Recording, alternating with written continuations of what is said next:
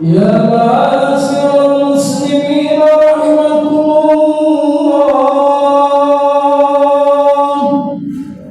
روي عن أبي هريرة رضي الله عنه أن النبي صلى الله عليه وسلم قال: إذا قلت لصاحبك يوم الجمعة أنصت والإمام يخطب فقد لغوت، ومن لغى فلا جمعة له. أنصتوا واسمعوا وأطيعوا رحمكم الله. أنصتوا واسمعوا وأطيعوا رحمكم الله. أنصتوا واسمعوا وأطيعوا لعلكم ترحمون.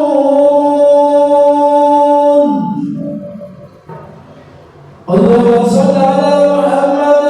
اللهم صل على سيدنا محمد. اللهم صل على سيدنا ومولانا محمد. السلام عليكم ورحمة الله وبركاته.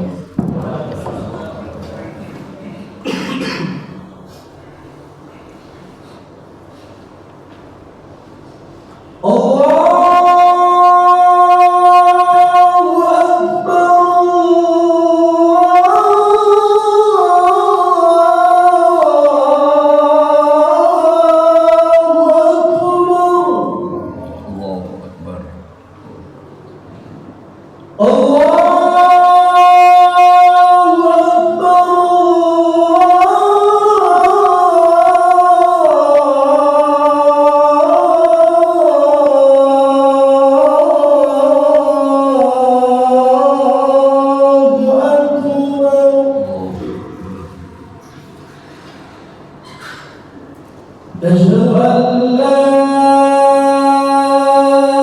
إله إلا الله.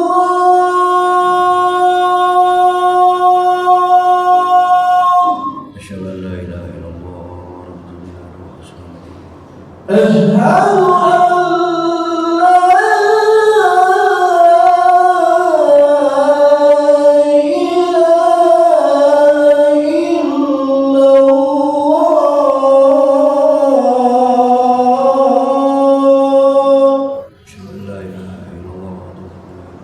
أشهد أن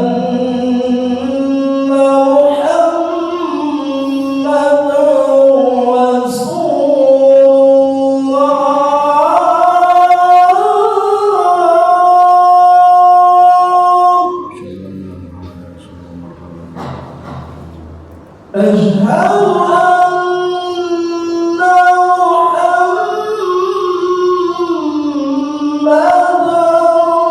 رسول الله.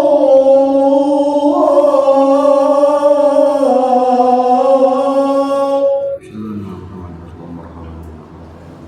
حي على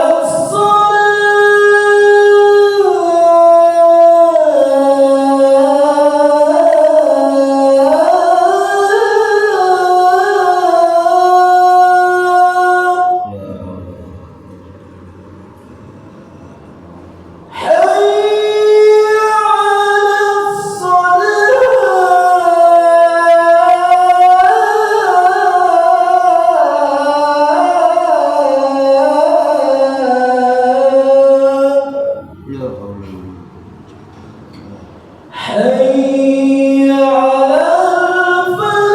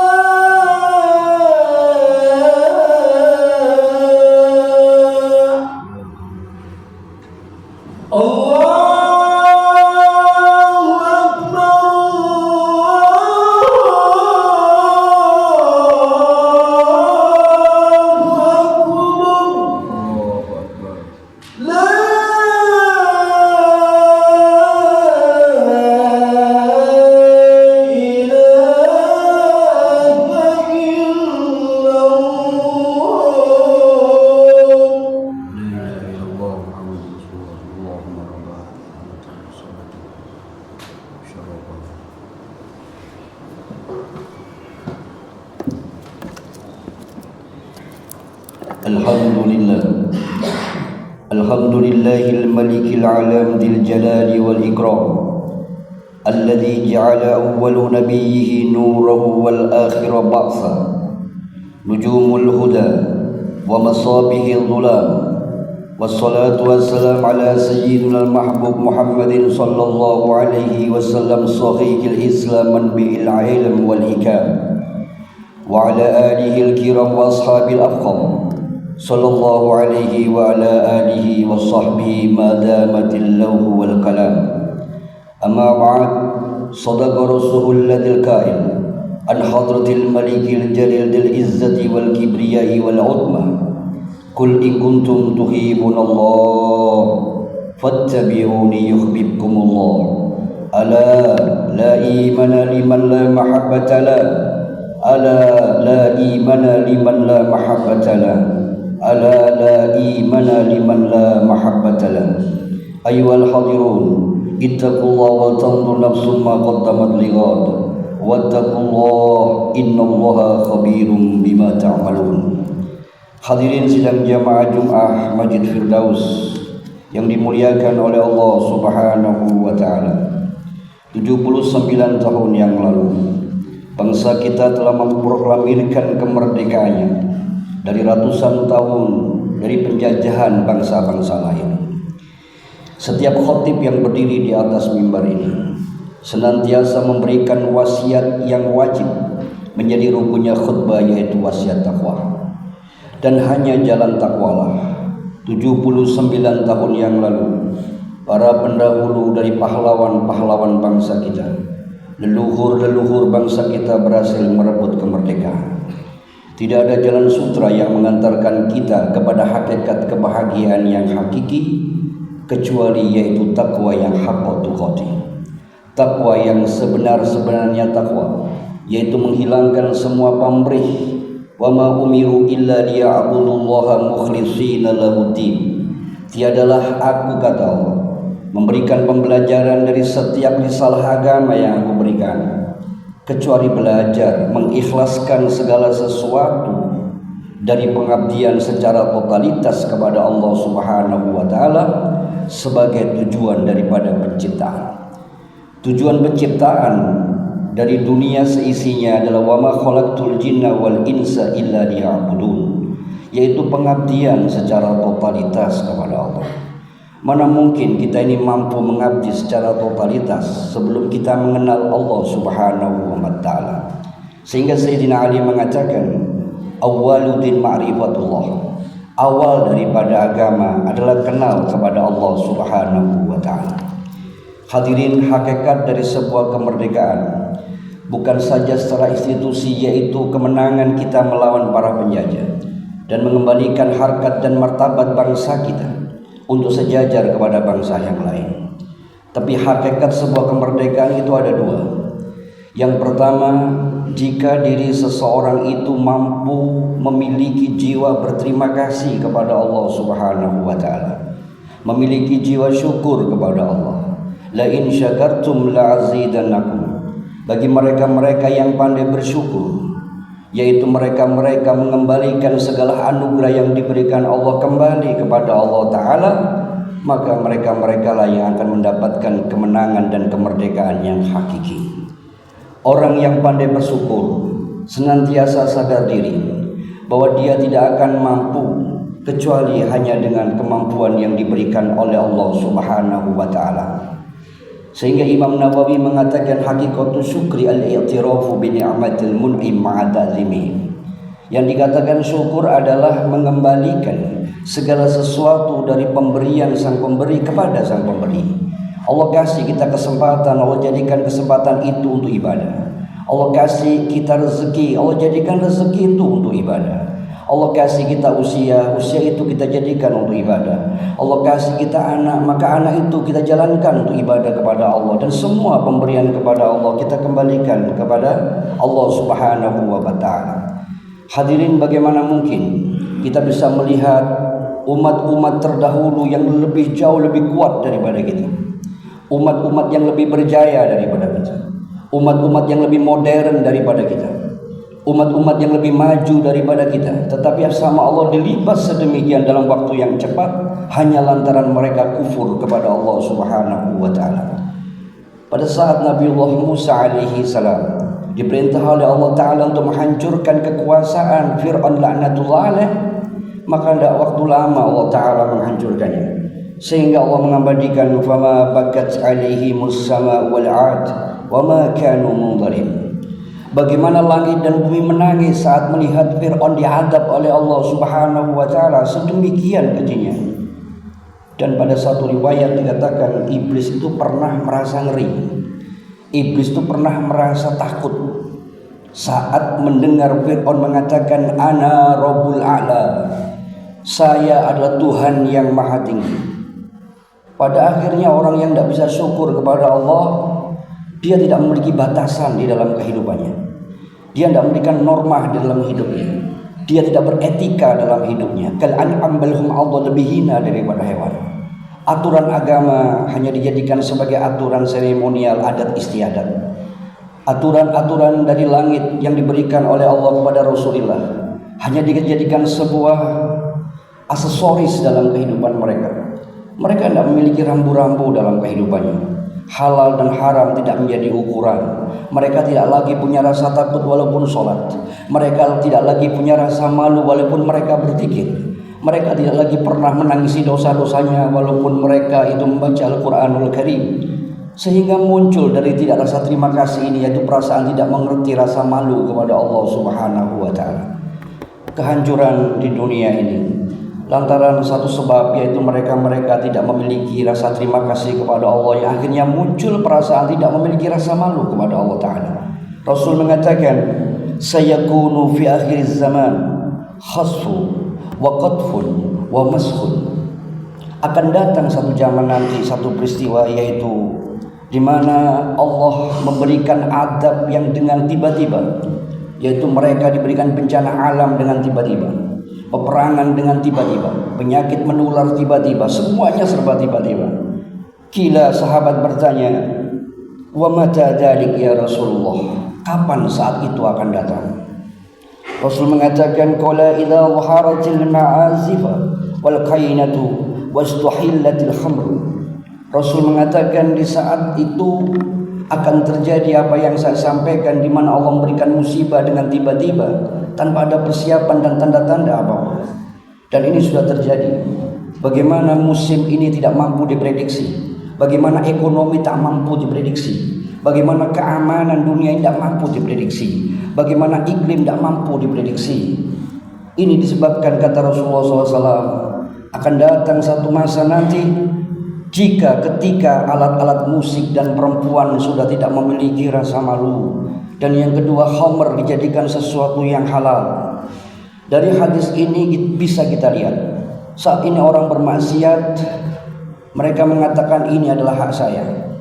Andaikan pun masuk neraka, saya yang masuk neraka. Dan ini andaikan khamr, saya yang beli, saya yang minum, saya yang dapat resiko.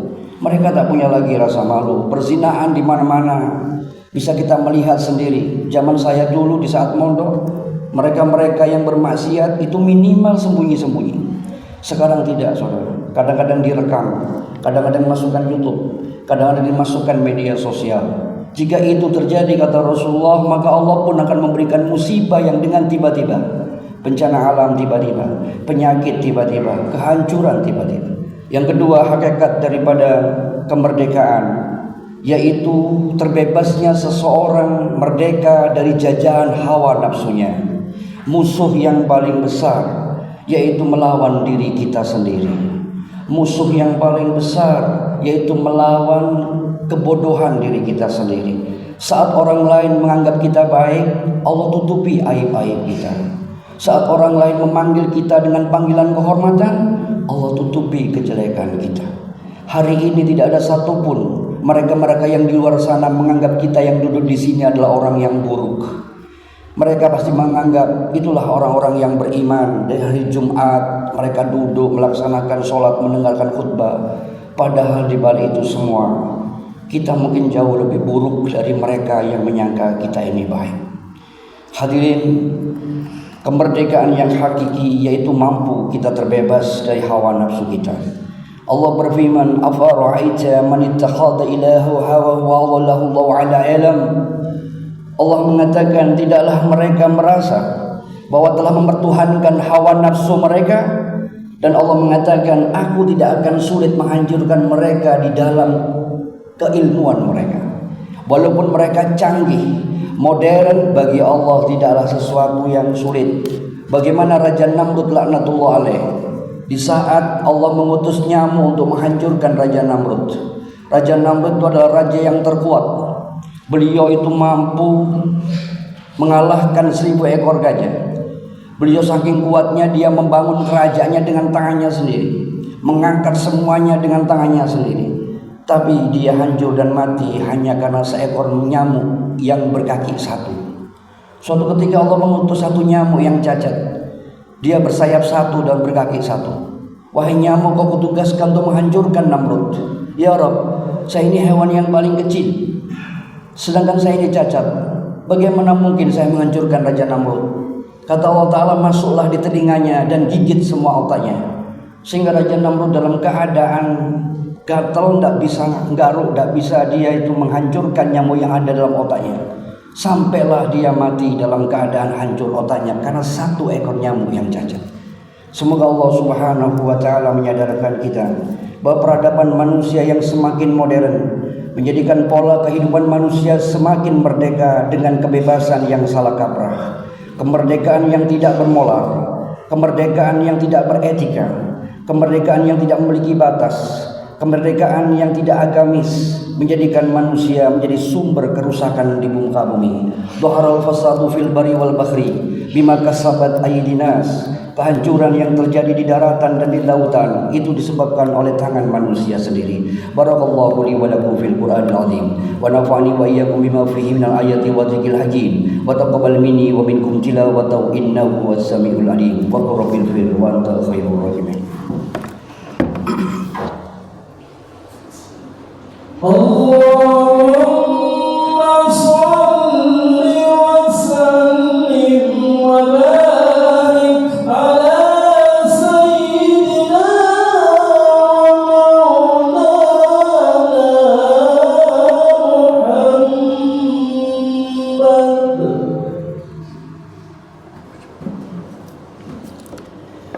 Alhamdulillah. الحمد لله الذي وفقنا لأداء الجمع والجماعات وهدانا إلى سبيل اكتساب أكمل السعادات. أشهد أن لا إله إلا الله وحده لا شريك له رب الأرضين والسماوات وأشهد أن سيدنا محمدا عبده ورسوله المؤيد بأفضل الآيات والمعجزات. اللهم صل وسلم على سيدنا محمد وآله وصحبه ما تعقب الأوقات والساعات. أما بعد، فيا عباد الله اتقوا الله وحافظوا على الطاعات وحضور الجمع والجماعات كما قال الله تعالى في القرآن الكريم: يا أيها الذين آمنوا إذا نودي للصلاة من يوم الجمعة فاسعوا إلى ذكر الله وذروا البيع ذلكم خير لكم إن كنتم تعلمون. واعلموا أن الله تعالى صلى على نبيه قديما فقال الله تعالى: إن الله وملائكته يصلون على النبي يا أيها الذين آمنوا صلوا عليه وسلموا تسليما. اللهم صل وسلم على سيدنا محمد سيد المرسلين ومن تبعهم بإحسان إلى يوم الدين برحمتك يا أرحم الراحمين. اللهم اغفر للمسلمين والمسلمات والمؤمنين والمؤمنات إنك سميع قريب مجيب الدعوات. اللهم أعز الإسلام والمسلمين. اللهم انصر إخواننا المسلمين المجاهدين في فلسطين. اللهم انصر إخواننا المسلمين المجاهدين في فلسطين. اللهم انصر إخواننا المسلمين المجاهدين في فلسطين. اللهم ثبت إيمانهم وأنزل السكينة على قلوبهم ووقظ صفوفهم. اللهم أهلك الكفارة والمشركين.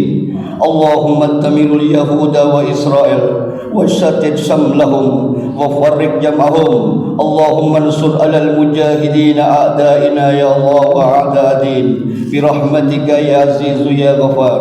اللهم طول أعمارنا بطاعتك واصلح أجسادنا ونور قلوبنا وسدد إيماننا وحسن أعمالنا ووسع أرزاقنا وإلى الخير قربنا وعن الشر بعدنا واقض حوائجنا في الدين والدنيا والآخرة وبالإجابة الجدير إنك على كل شيء قدير برحمتك يا أرحم الراحمين. عباد الله إن الله يأمر بالعدل والإحسان وإيتاء ذي القربى وينهى عن الفحشاء والمنكر والبغي يعظكم لعلكم تذكرون فاذكروا الله العظيم يذكركم واشكروه على نعمه يزدكم واسألوه من فضله يعيذكم ولا ذكر الله أكبر. أقم الصلاة.